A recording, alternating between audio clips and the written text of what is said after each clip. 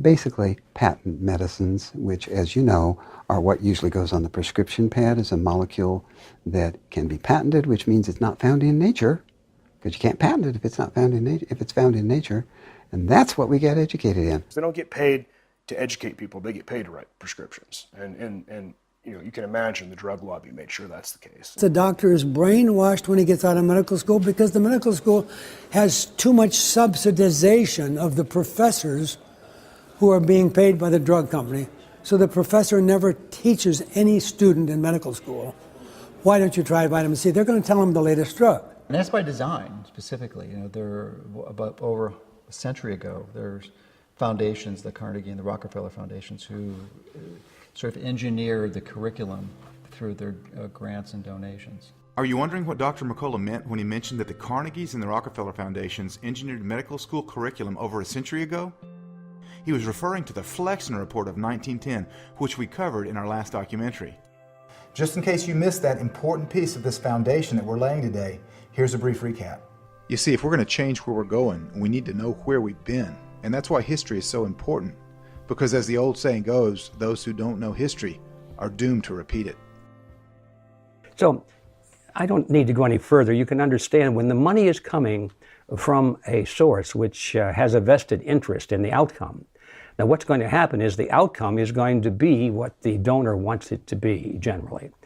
So this is the problem, and that goes back even further in time to the turn of the last century, when the Rockefeller group and the Carnegie group actually came together, and they decided that they would reform medical education in America. At the time of the late 1800s and early 1900s, 20th century, medical schools taught a lot of different things. There were homeopathic medical schools, there were naturopathic schools, there were eclectic herbal type medicine schools, and so it was all there. There was not one way.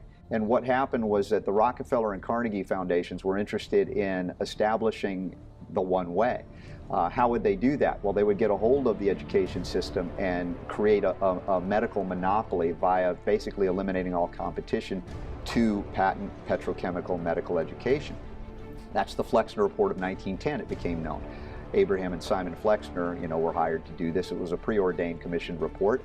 Not surprisingly, the basis of the report was that it was far too easy to start a medical school and that most schools were not teaching sound medicine.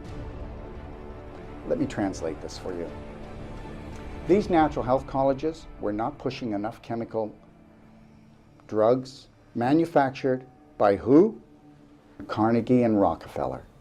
The AMA, who were evaluating the various medical colleges, made it their job to target and shut down the larger respected homeopathic colleges.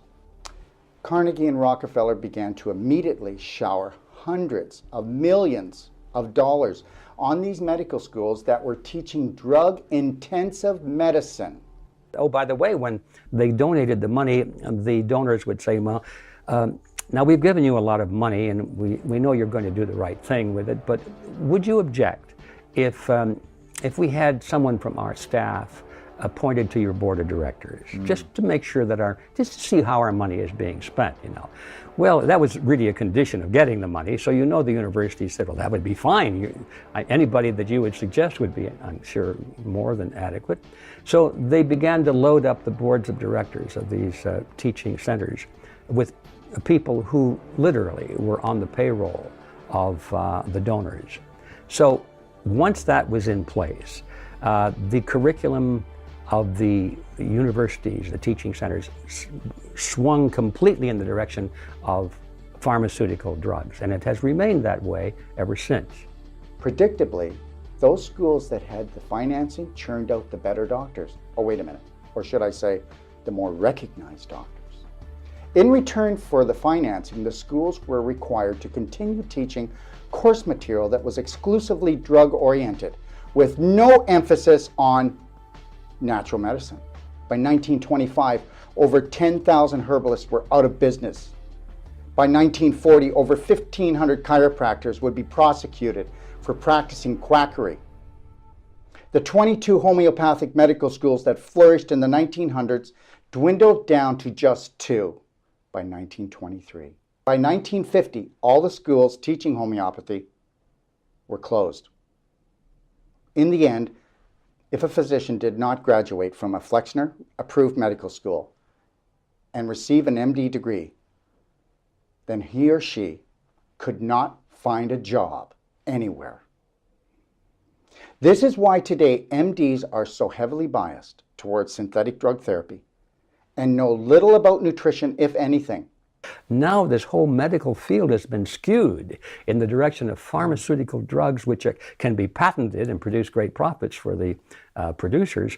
And then the next step is that means that anything coming from nature is excluded, and that's where we think, some of us think, that most of the promise lies in these very complex substances found in herbs and plants and trees and things like that, seeds. Some of us feel that it was probably meant to be that way, you know. And so you come out of all of this analysis and all of this history with the realization that the medical profession is really like a lapdog of the pharmaceutical industry. And most of the doctors have no idea that that's the case. They don't understand this history.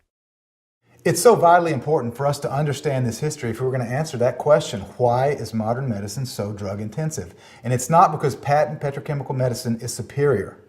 It's because of monopoly medicine, which was created over 100 years ago.